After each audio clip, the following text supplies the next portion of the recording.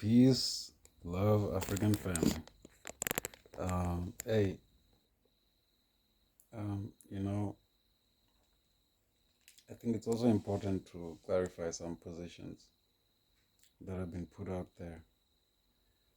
Um, I think it's important to make it clear that at this moment, moving forward, my position is that of truth, because you see, truth is the key ingredient that is missing in the system. Truth. But truth is a virus in the system as well, because the system is naturally anti-truth. And I'm talking about the system. I'm talking about globally. I will only be talking from a geopolitical level because that is how we can make sense of everything else. What happens at that level is what makes sense. Those who will understand. Those who need a bit of time will catch up at some point. I don't say these things to talk down on anyone. I am not more intelligent than anyone else. I am just engaging things at that level of geopolitics, international relations, and so on. That is what I'm concerned about. But I don't know any more than anyone else. That's why it's coming from a humble position. I'm engaging with issues on that level, and I will engage on issues that are local as well if the need arises. But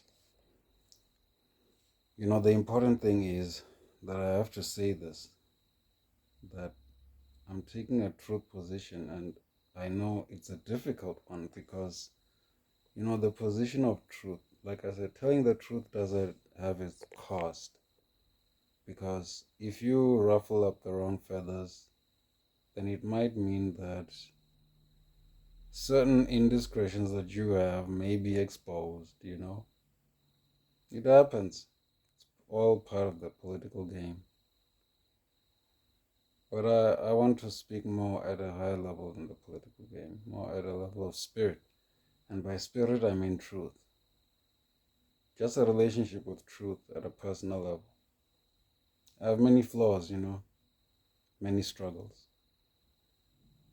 But I was blessed in my lifetime to be exposed to the teachings of a messianic personage by the name of Ben-Ami.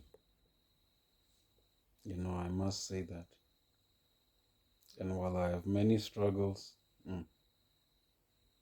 there is no voice that rings louder in my head than that man. All those personalities I spoke about, I've studied some of their works. John Henry Clark, Marimba Ani, Joseph Ben Yohanan, Sheikh Anta Diop,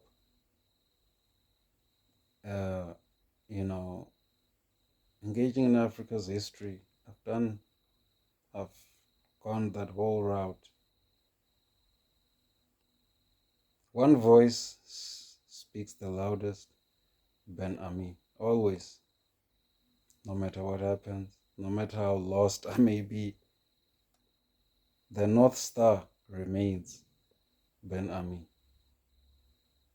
And so his big thing was this small little problematic issue that people have a problem with, truth. And obviously truth has been demonized, especially in the academic realms. No one must declare truth because the truth is problematic. Because truth requires that you must look clearly at yourself. You must reflect, be open, be honest. I mean, let's think about it. How many skeletons do we have in our closets? And if everyone's skeletons had to be put out in the streets, come on, man, be honest. All human beings, I'm not talking to anyone of any specific ethnicity, race, or whatever. Come on, be truthful. Skeletons are hidden everywhere. things that we are not so proud of, we don't feel so great about, but we look and we're like, no man, that doesn't seem right. Hmm? Speaking from the position of truth now. Hmm? No one escapes truth. Doesn't matter what you say you identify as, whether it's religious, ethnicity, race, culture, whatever. That truth element is a problem, isn't it? And so that's where I'm coming from. You know, as Nkwame Nkrumah said, his position was neither east nor west. Eastern Bloc, Western Bloc had nothing to do with that. It's just a matter of principle. And so I will be looking at things in terms of these matters of principle and looking at the very real human experience that comes with these things. Because, you know, when you're talking about politics, geopolitics, the way it is set up now, it really is like a game, you know. But unfortunately, it affects real people's lives. And there's a need to bring that to the fore in the narrative whenever we're talking about these things. You know, it's not just numbers. You know, ANC went from what percent, 50 what percent to 40%. Yeah, it's not just numbers. You know, these things affect real people's lives. You understand? Whatever is happening in politics, social issues, in economics, we need to take a greater interest, brothers and sisters. You know, and when I say brothers and sisters, I'm talking about all of those who gravitate towards the light. Those who know. Those who gravitate towards the light will make efforts towards the light, towards truth, towards a more truth-centered position. That's where this is going. You know, I'm not anti anyone. It's just that, you know, as someone who resides in Africa, and I love myself as an African, and I love where I come from, the people I come from. See a lot of beauty in that. Our history is not without flaws. But I love who I am, man, and I love my people. I love the intelligence and the beauty and the science, the arts that I see in my people. So that's me. And so when I think about geopolitics, I'm not thinking about myself as a South African. I'm thinking about myself as Africa as a continent in the world. You understand? Africa as a continent in the world. And then I think about pockets in the diaspora. All of those who consider themselves allies. That's family right there. All of that. You know. Bound by blood, no matter what. Even those who deny their African identity, still bound by blood, unfortunately. But now I'm focused on those who are awake, who understand their connection to Africa. Speaking to those ones. So those ones are the ones. So when I'm thinking, think of me, I am Africa. And so I'm thinking about how I'm relating to everyone else in the world. So that's how I'm thinking about things right now. So that you understand and understand where I'm going with this. I'm not anti anyone. I am for African people's interests. I want Africans to live well continentally, through and through everywhere. And also, it must translate into the Africans in diaspora. For all of us to be safe, to be secure, economically set, and all of that. That is really what I would like to see for African people, you know. But I'm not against anyone's interests, per se, you know. But I only have a problem when those interests now infringe on the interests of African people, you know. And that's why my heart bleeds when I see the bloodshed of African youth in the streets of Kenya. It's not because I have some kind of vendetta or I'm paid to be against President Ruto. I don't even know the man. I'm just looking at the political decisions being made.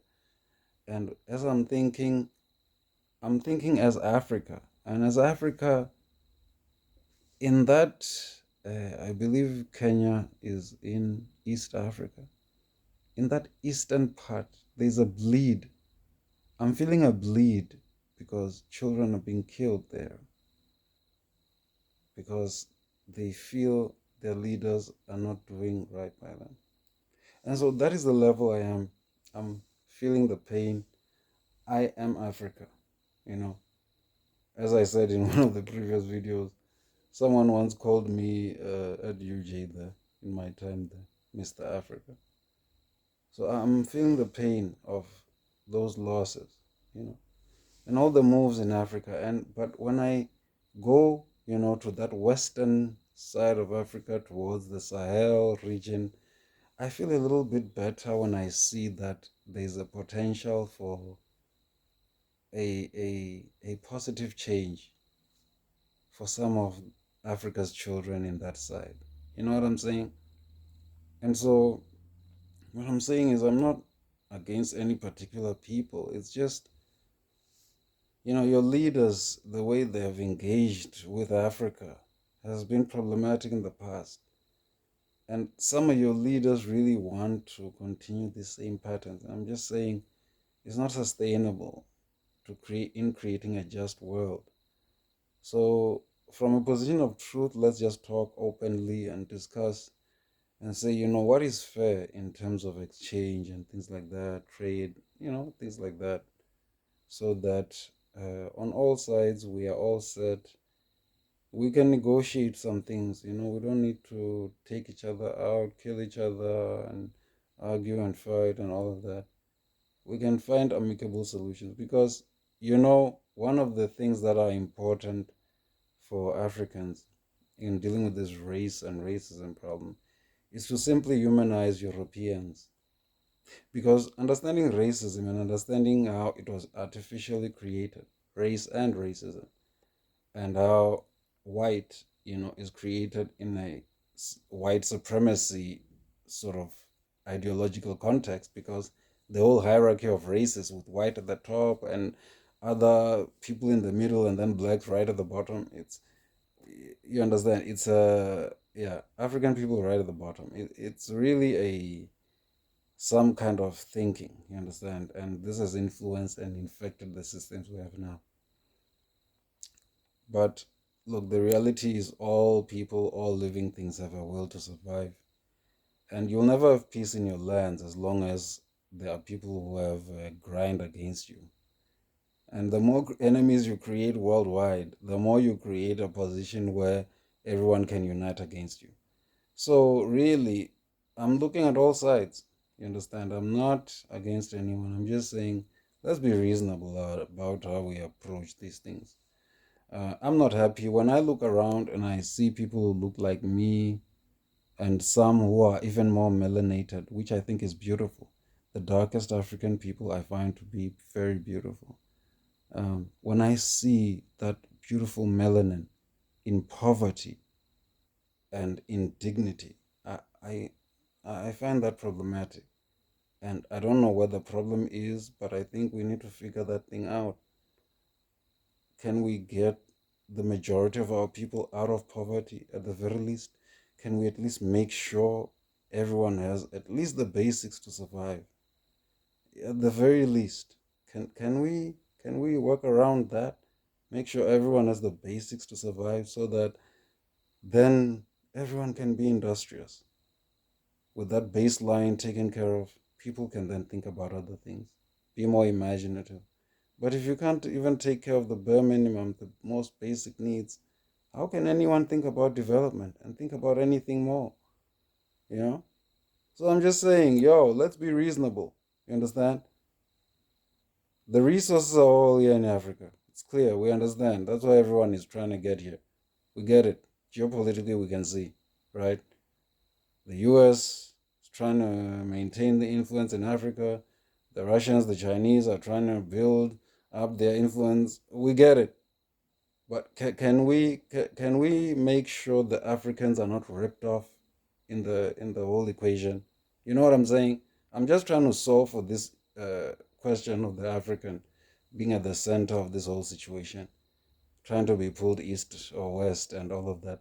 Can we center the African in this situation? I mean, the African, we can agree the African is human, right? We have said in those international declarations, all men are created equal, all human beings are equal, and all of that, right? So the African should be respected as anyone else in their own land, right? So surely anyone coming to do business or whatever, coming to benefit in whatever form, should do something for the development of at least, at the very least, the local community. At the very least, right? In the interest of fairness and balance and all of that. I'm just coming from a place of truth, y'all. Your brother is still not suicidal, still loving life, still looking forward to a prosperous future where I envision and imagine Ibrahim Traore building up a prosperous Burkina Faso that relates well with its allies, and then more allies come on, and ultimately all of us converge to that idea, and we build Africa up, and all of us are prosperous, and we relate well with each other, we have no issues with each other. We then open up the space, everyone can move freely. I can decide I'm on my way now, I'm headed to Botswana. Want to see what's happening there.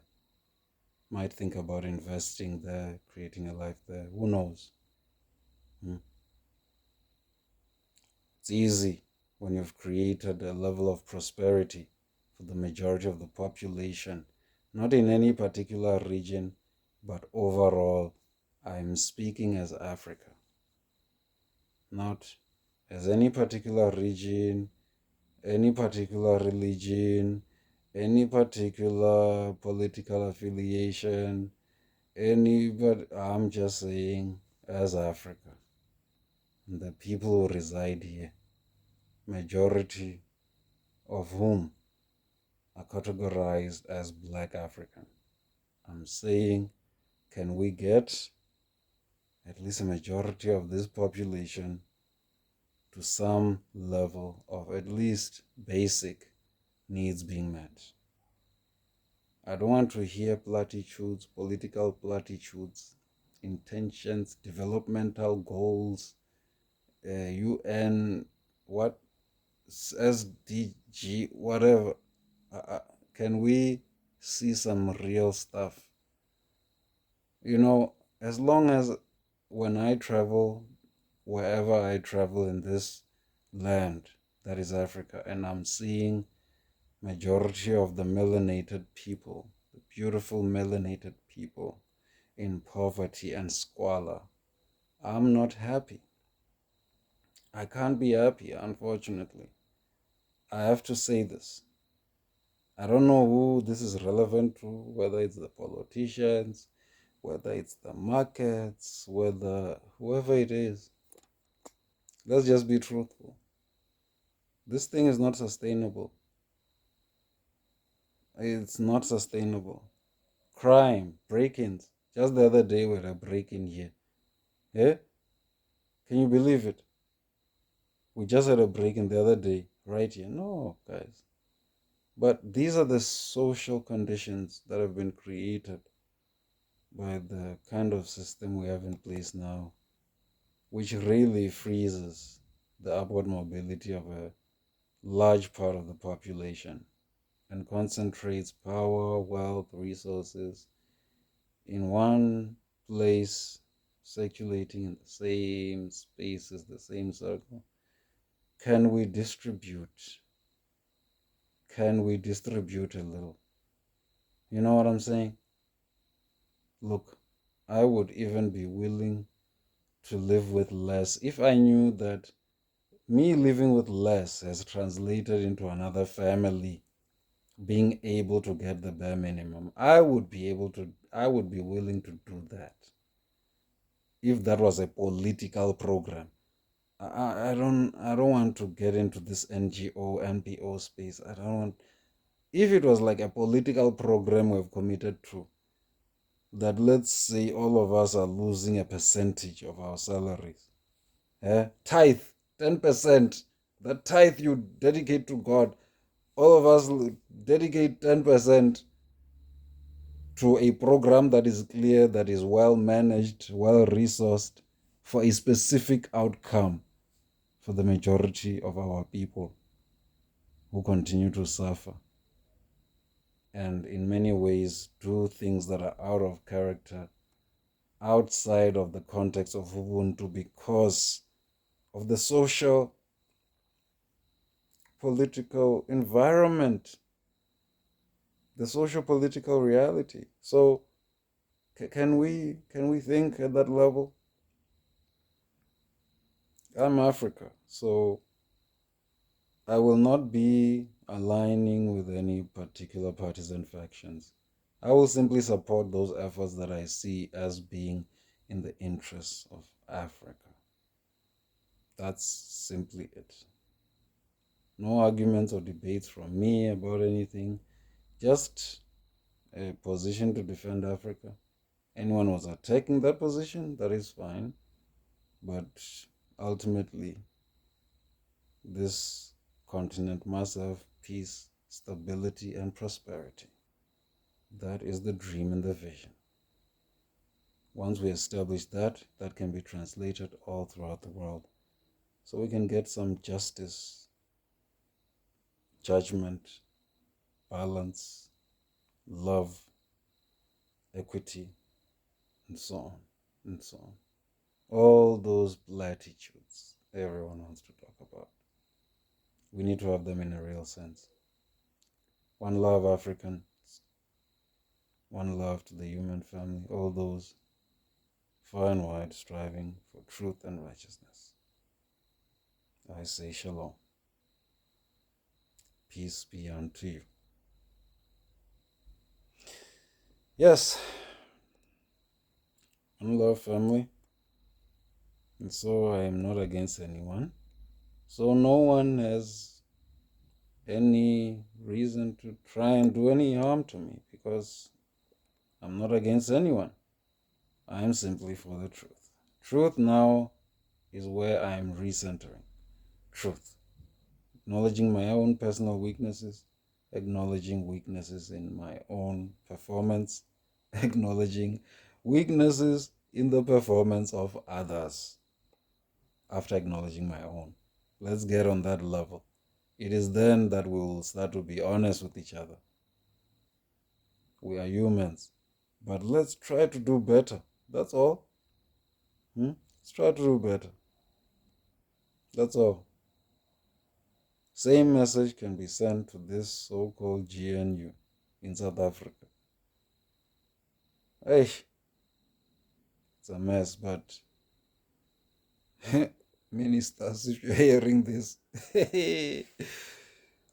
I just try to do your best, guys. Please, for the people. The people we keep talking about in the political speeches. Let's try to do better for everyone. One love, family. I could go on and on.